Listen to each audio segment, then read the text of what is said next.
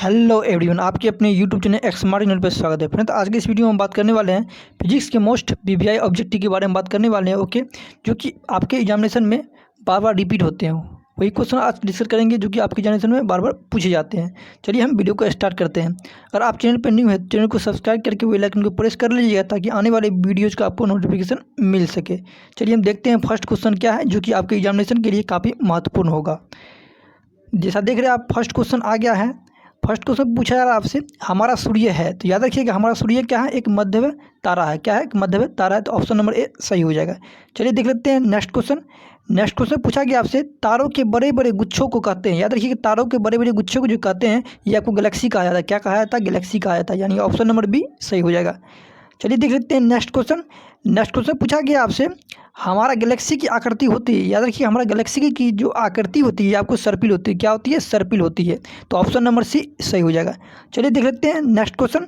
Next question पूछा गया आपसे, नेक्स्ट क्वेश्चन आ गया, जैसे ही कोई तारा रक्त दानव प्रावस्था में पहुंचता है तो इसका भविष्य निर्भर करता है। याद रखिए इसका भविष्य जो निर्भर करता है उसके दरमियान पर निर्भर करता है, यानी उसके मास पर निर्भर करता है, यानी कि ऑप्शन नंबर सी सही हो जाएगा। चलिए देख लेते हैं नेक्स्ट क्या पूछा गया आपसे। नेक्स्ट क्वेश्चन पूछा गया आपसे, ब्लैक होल या कृष्ण छिद्र है। याद रखिए ब्लैक होल या कृष्ण छिद्र क्या है? अनंत रूप से संघनन पिंड है। क्या है? अनंत रूप से संघनन पिंड है, तो ऑप्शन नंबर सी सही हो जाएगा। चलिए देख लेते हैं नेक्स्ट क्वेश्चन। नेक्स्ट क्वेश्चन पूछा गया आपसे, सौरमंडल में ग्रहों की संख्या है। याद रखिए सौरमंडल में ग्रहों की जो संख्या है ये आपको 9 है। कितना है? 9 है, तो ऑप्शन नंबर डी सही हो जाएगा। ये जितने भी क्वेश्चन है काफ़ी आपके एग्जामिनेशन में रिपीट हुए हैं। ओके, चलिए देख लेते हैं नेक्स्ट क्वेश्चन।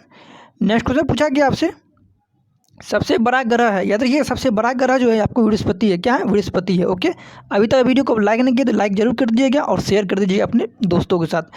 चलिए देखते हैं नेक्स्ट क्वेश्चन।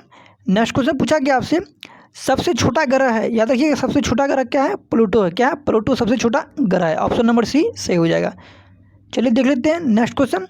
नेक्स्ट पूछा गया आपको, सूर्य से सबसे नज़दीक ग्रह कौन है। याद रखिए सूर्य के सबसे नज़दीक ग्रह जो है ये आपको बुध है। कौन है? बुध है, ऑप्शन नंबर भी सही हो जाएगा। चलिए देख लेते हैं नेक्स्ट क्या पूछा गया आपसे। नेक्स्ट क्वेश्चन पूछा गया है, भारत द्वारा छोड़ा गया सबसे पहला उपग्रह। याद रखिएगा भारत द्वारा छोड़ा गया सबसे पहला उपग्रह जो है ये आपको भास्कर है। क्या है? भास्कर, ऑप्शन नंबर डी सही हो जाएगा। चलिए देख लेते हैं नेक्स्ट क्वेश्चन क्या पूछा गया आपसे। नेक्स्ट क्वेश्चन पूछा गया है, पुच्छल तारे की लंबी पूंछ होती है। याद रखिए पुच्छल तारे की लंबी पूंछ जो होती है ये आपको सूर्य से दूर होती है। क्या होती है? सूर्य से दूर होती है, ऑप्शन नंबर ए सही हो जाएगा। और कोई भी डाउट हो तो आप कमेंट सेक्शन में लिख सकते हैं। ओके, अगर इस क्वेश्चन का आप पीडीएफ लेना चाहते हैं तो वीडियो के डिस्क्रिप्शन में लिंक दे दिया जाएगा, वहाँ से आप पीडीएफ प्राप्त कर सकते हैं। ओके, चलिए देख लेते हैं नेक्स्ट क्वेश्चन। नेक्स्ट क्वेश्चन पूछा गया आपसे, ग्रीष्म काल में सामान्य रूप से दिखने वाला एक तारामंडल है। याद रखिए ग्रीष्म काल में सामान्य रूप से दिखने वाला एक तारामंडल जो है ये आपको क्या है? वृश्चिक है। क्या है? वृश्चिक, ऑप्शन नंबर डी सही हो जाएगा। चलिए देख लेते हैं नेक्स्ट क्वेश्चन। नेक्स्ट पूछा गया आपसे, दो मंदकानियों के बीच की दूरी। याद रखिए दो मंदकानियों के बीच की दूरी जो होती है ये आपको बढ़ती है। क्या? बढ़ती है, ऑप्शन नंबर बी सही हो जाएगा। चलिए देख लेते हैं नेक्स्ट क्वेश्चन। नेक्स्ट पूछा गया आपसे, प्रकाश स्रोत और प्रेक्षक के बीच आपेक्षिक गति होने से प्रकाश की आभासी आवृत्ति बदल जाती है, इस घटना को कहते हैं। याद रखिए इस घटना को जो कहते हैं ये आपको डॉपलर प्रभाव कहते हैं। क्या कहते हैं? डॉपलर प्रभाव कहते हैं, यानी कि ऑप्शन नंबर भी सही हो जाएगा आपका। चलिए देख लेते हैं नेक्स्ट क्वेश्चन। नेक्स्ट पूछा गया आपसे, विकिरणमतीय काल निर्धारण द्वारा आयु जानी जाती है। याद रखिएगा सौरमंडल की क्या जाती है? सौरमंडल की आयु जानी जाती है। ओके, चलिए देख लेते हैं नेक्स्ट पूछा गया आपसे, किसी विद्युत परिपथ में एकांक धन आवेश के एक बिंदु से दूसरे बिंदु तक ले जाने के में किए गए कार्य द्वारा मापा जाता है उन बिंदु के बीच को विभवांतर कहते हैं। ओके, क्या कहते हैं? विभवांतर कहते हैं। ये सीधा क्या आपको फार्मूला दिया गया आपको विभवांतर का। ओके, यानी कि ऑप्शन नंबर सी सही हो जाएगा। चलिए देख लेते हैं नेक्स्ट क्या पूछा गया आपसे। नेक्स्ट क्वेश्चन पूछा गया है, ठोस चालक पदार्थ से होकर धारा का प्रवाह होता है। याद रखिएगा ठोस चालक पदार्थ से होकर धारा का जो प्रवाह होता है ये आपको इलेक्ट्रॉन के गतिशील होने के कारण होता है। ओके, यानी कि ऑप्शन नंबर बी सही हो जाएगा। नेक्स्ट पूछा गया आपसे।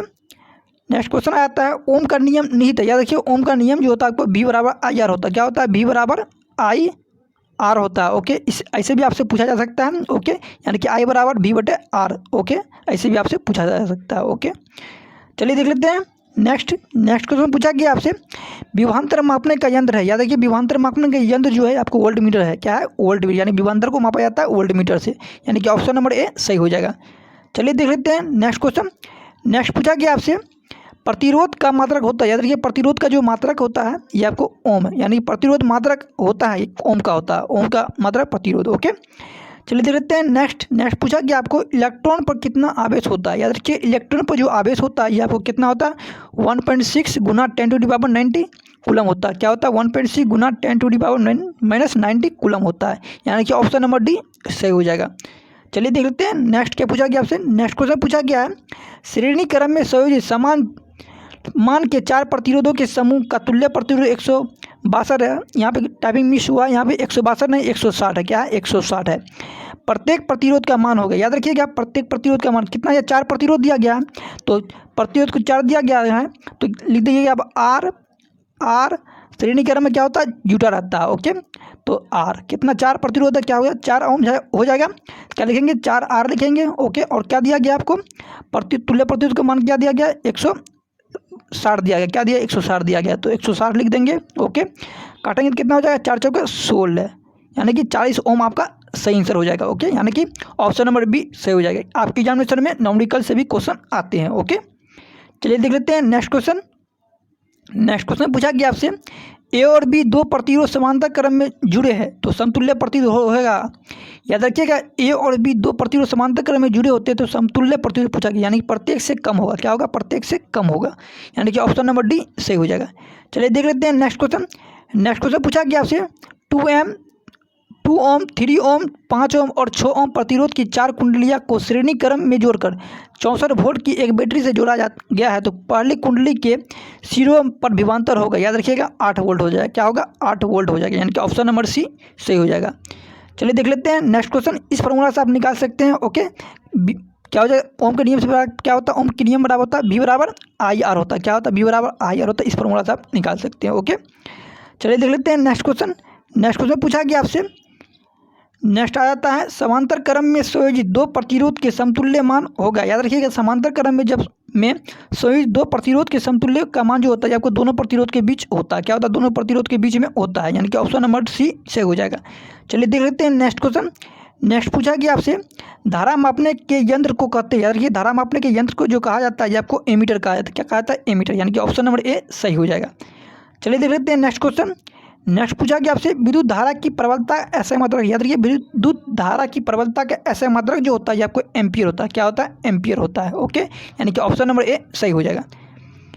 जितने भी क्वेश्चन थे काफ़ी इंपॉर्टेंट क्वेश्चन है। ओके फ्रेंड्स, नेक्स्ट पूछा गया आपसे मानव नेत्र। यानी कि मानव नेत्र में याद रखिए मानव नेत्र में जो होता है उत्तल लेंस। क्या होता है मानव नेत्र में जो होता है ये आपको उत्तल लेंस होता है। ओके, ऑप्शन नंबर सी सही हो जाएगा।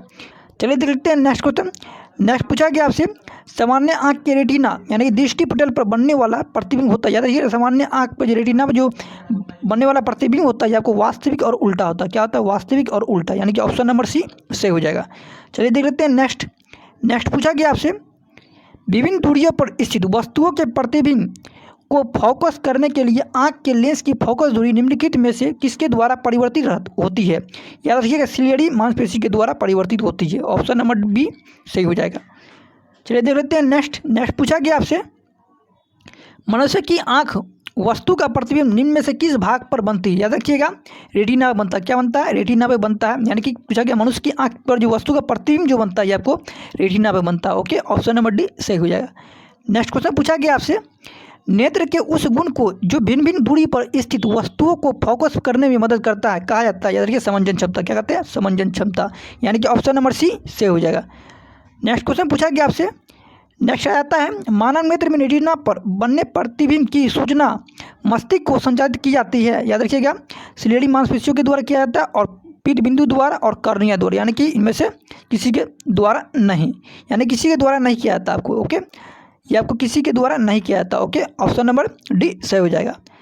नेक्स्ट क्वेश्चन पूछा गया आपसे निकट दृष्टि वाले मनुष्य के चश्मे में होते। याद रखिए निकट दृष्टि वाले मनुष्य के जो चश्मे में जो होता है आपको अवतल लेंस होता है। क्या होता है अवतल लेंस होता है, यानी कि ऑप्शन नंबर बी सही हो जाएगा। ओके, नेक्स्ट क्वेश्चन पूछा गया आपसे दूरदृष्टि वाले आँख साफ साफ देख सकती है। यानी कि दूरदृष्टि वाली आँख जो है साफ साफ देख सकती है, यानी कि दूर की वस्तु को देख सकती है। ओके, यानी कि ऑप्शन नंबर ए सही हो जाएगा। नेक्स्ट क्वेश्चन पूछा गया आपसे दूरदृष्टि दोष दूर करने के लिए चश्मे में प्रयोग किया जाता है। याद रखिए, दूरदृष्टि दोष को दूर करने के लिए चश्मे जो प्रयोग किया जाता है, आपको उत्तल लेंस का प्रयोग किया जाता है और निकट के लिए उत्तल लेंस का प्रयोग किया जाता है। ओके, नेक्स्ट क्वेश्चन पूछा गया आपसे। नेक्स्ट क्वेश्चन आता है, सामान्य आँख के लिए स्पष्ट दृष्टि की न्यूनतम दूरी होती है, ये 25 सेंटीमीटर होता है। ओके, 25 सेंटीमीटर होता है। जितने भी क्वेश्चन थे काफ़ी इंपॉर्टेंट क्वेश्चन थे आपके एग्जाम के दृष्टिकोण से। ओके, मिलते हैं एक नए वीडियो में। कोई भी डाउट हो तो आप कमेंट सेक्शन में लिख सकते हैं। चैनल पे न्यू है तो चैनल को सब्सक्राइब करके बेल आइकन को प्रेस कर लीजिएगा। ओके, धन्यवाद।